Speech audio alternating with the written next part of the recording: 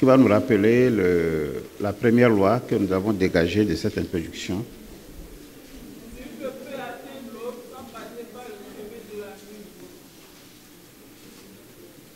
Il faut prendre le micro pour que ce soit résonnant pour tout le monde.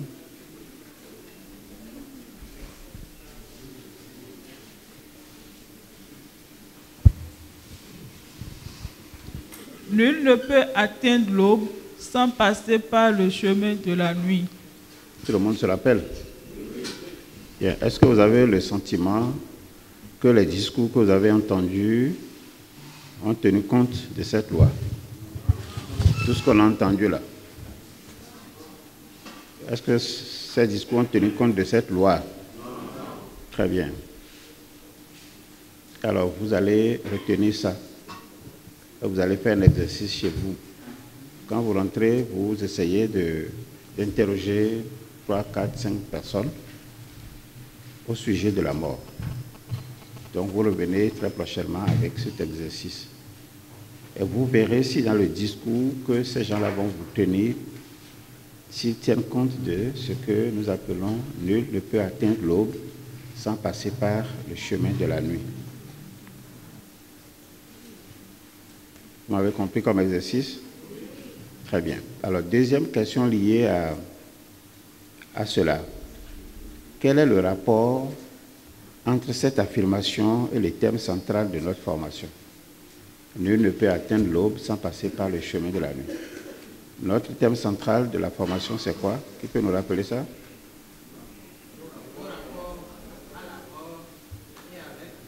Voilà, nos rapports à la mort et avec nos morts. Maintenant, on vous demande quel est le rapport entre cette affirmation et le thème central de votre formation. Est-ce qu'il y a un lien entre les deux?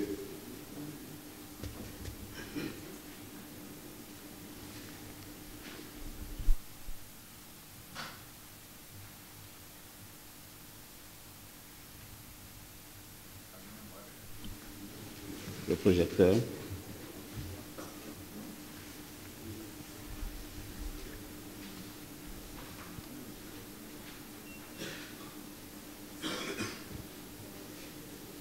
C'est allumé?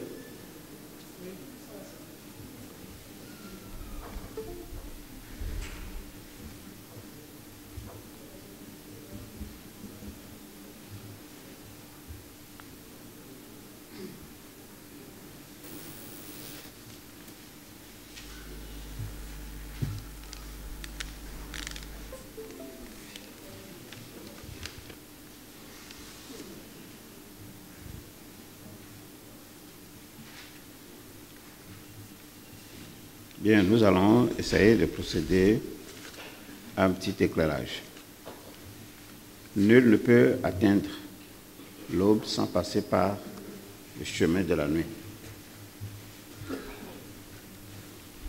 La nuit symbolise ici la mort et l'aube symbolise le début du jour.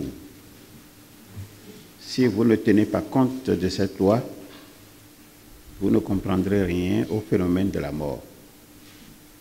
Mais ici, j'ai utilisé le mot phénomène.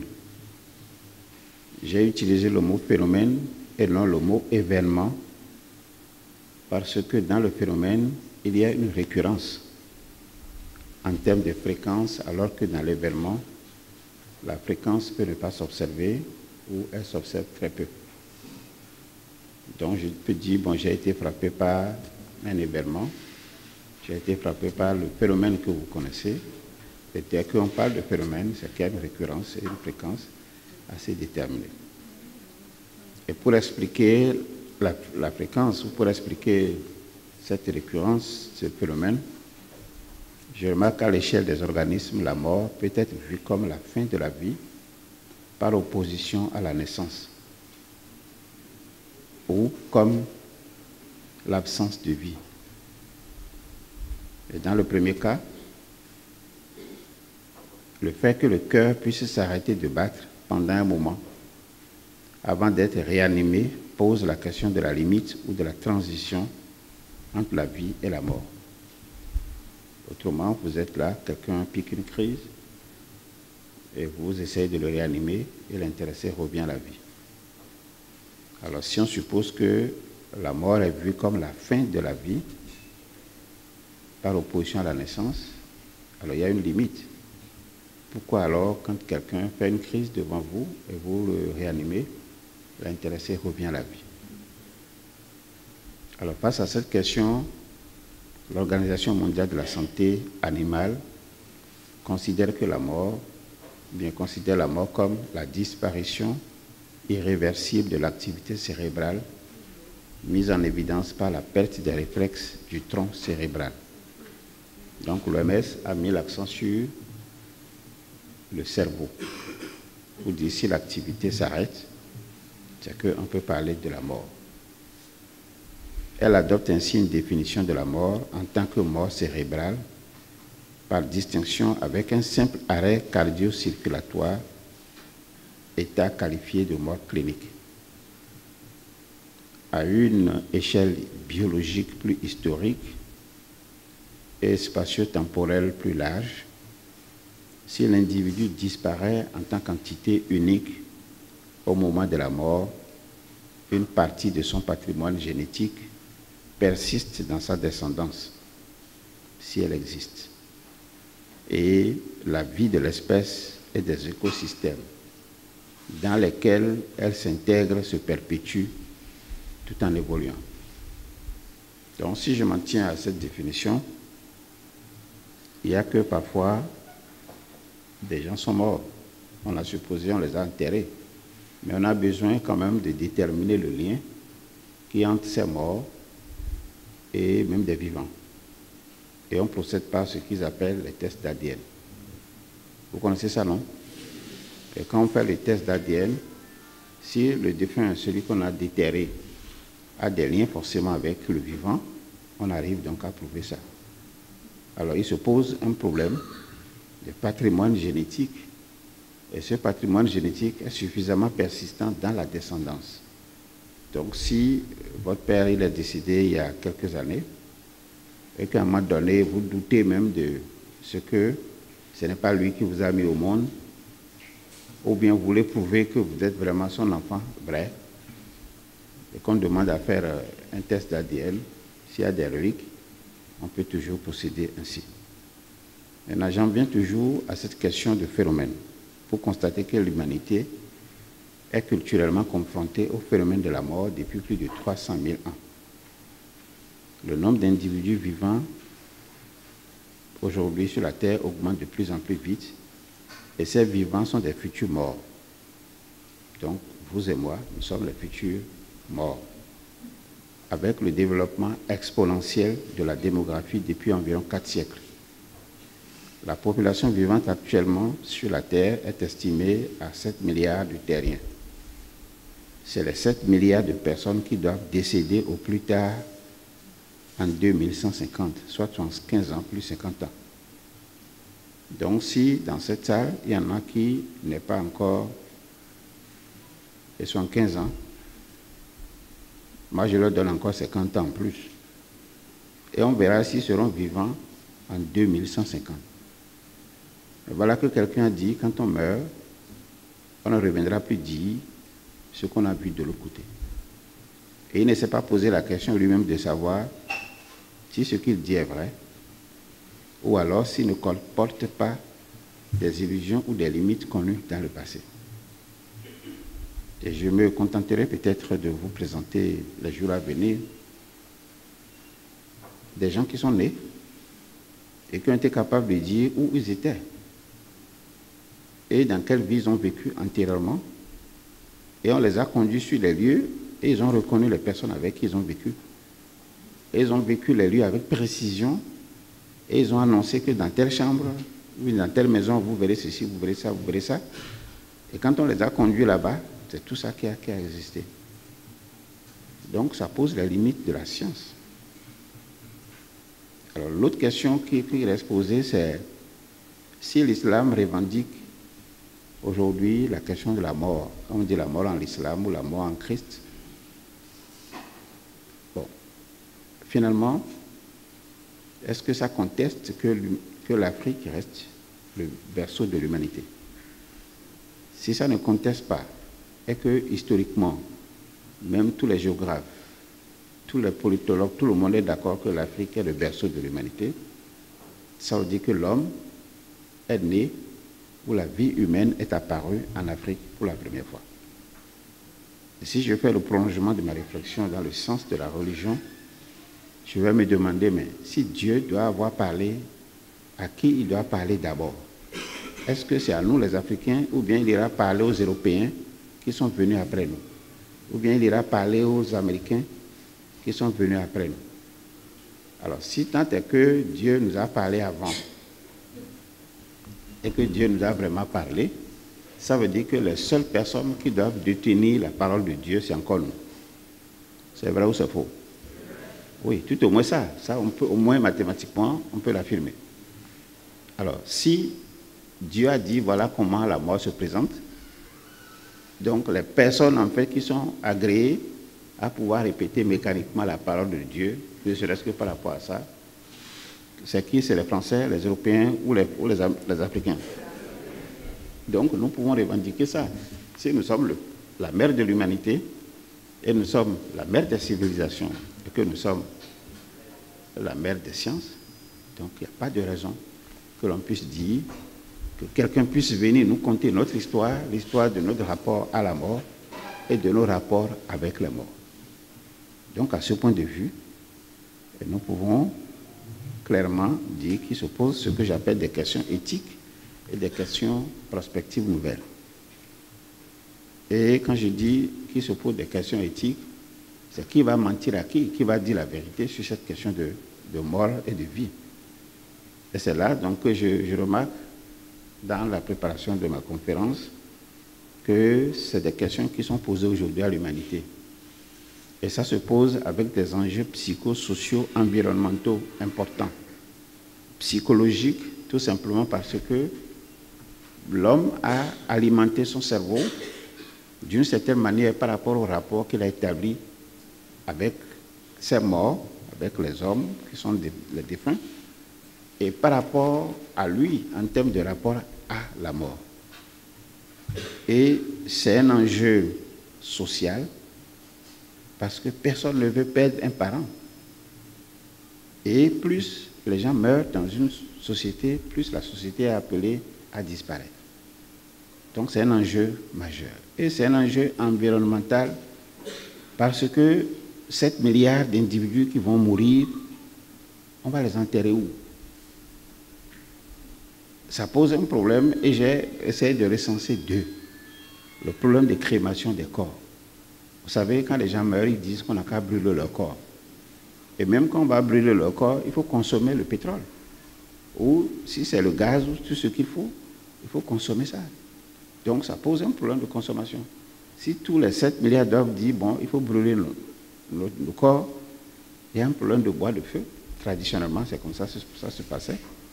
Dans le cadre de l'Inde et en Occident, c'est la consommation de pétrole. Alors si les gens disent, bon, on doit m'enterrer au cimetière, imaginez, les cimetières sont de plus en plus remplis. Ou bien vous n'avez pas remarqué ce phénomène?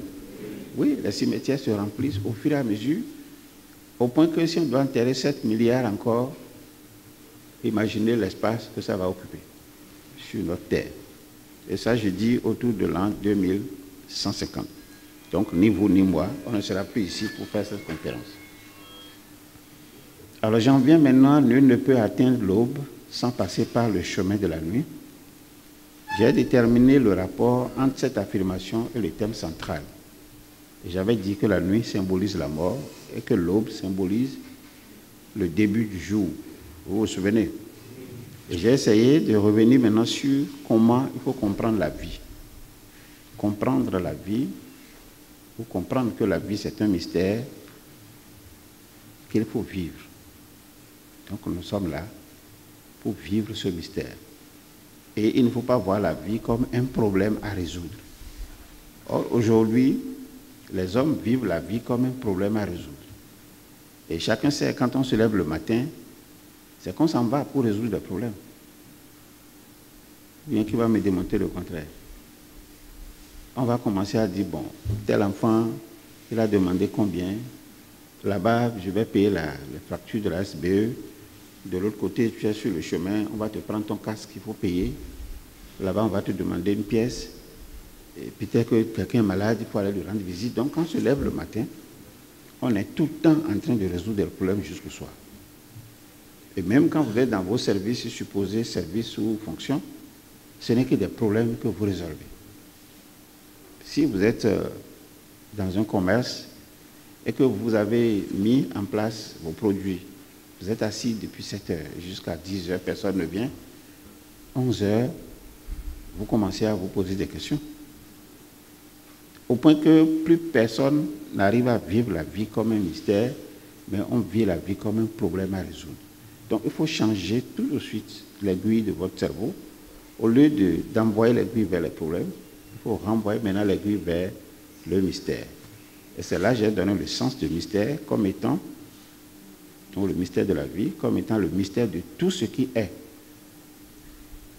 Donc je suis ici dans un contexte purement philosophique. C'est le mystère de tout ce qui est, car tout ce qui est vit et tout ce qui est meurt. Et ça, c'est une logique dialectique. Donc, vous ne pouvez pas vivre et ne pas mourir. Et si vous vivez, et si vous êtes né, c'est que vous êtes appelé à vous développer, à grandir et puis à mourir. Et quand vous prenez la courbe, quand on a peut-être avant 30 ans, on est encore dans la chaleur de cette enfance et de cette jeunesse. C'est la fougue. On veut tout casser, on veut tout brûler.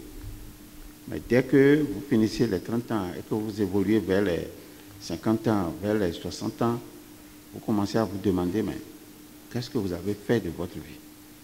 Si entre-temps, vous étiez en train d'avoir 4 ans avant votre retraite, si vous êtes fonctionnaire, ou 5 ans avant d'aller à la retraite, et que vous n'avez pas construit peut-être, vous n'avez pas de biens matériels, vous vous demandez, mais qu'est-ce que j'ai fait alors de ma vie?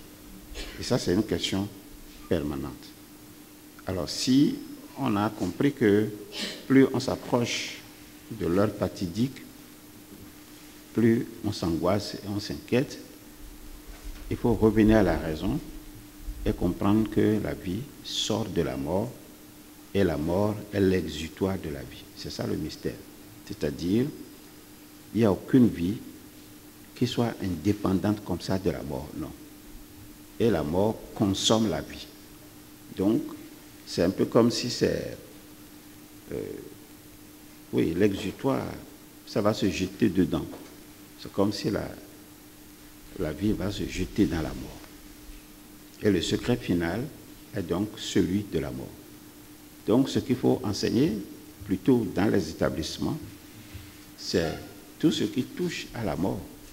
Pour que les enfants, nos étudiants comprennent que plus ils comprennent le phénomène de la mort, au lieu de fuir, au lieu de craindre, au lieu d'avoir peur, plus ils vont assurer une certaine sérénité dans leur vie. Puisque dans tous les cas, nous mourrons. Nous mourrons. Et personne ici ne peut dire qu'il ne va pas mourir. S'il le dit, c'est faux. Alors aujourd'hui, les hommes, qu'est-ce qu'on voit? Ils voient mal. Ils entendent très peu et ils parlent beaucoup. Ils boivent pour essayer d'oublier. Et s'il se passe quelque chose de bien, ils boivent encore plus fort pour fêter ce qui est arrivé. Et s'il ne se passe rien, ils boivent quand même pour qu'il se passe quelque chose.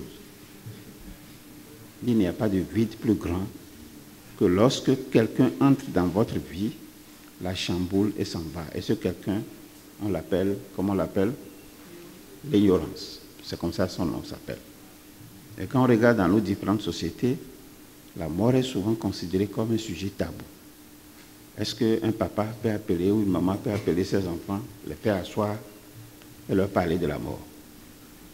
Même si l'intéressé est malade et commence à dire, bon, quand je ne serai plus là, vous allez faire si.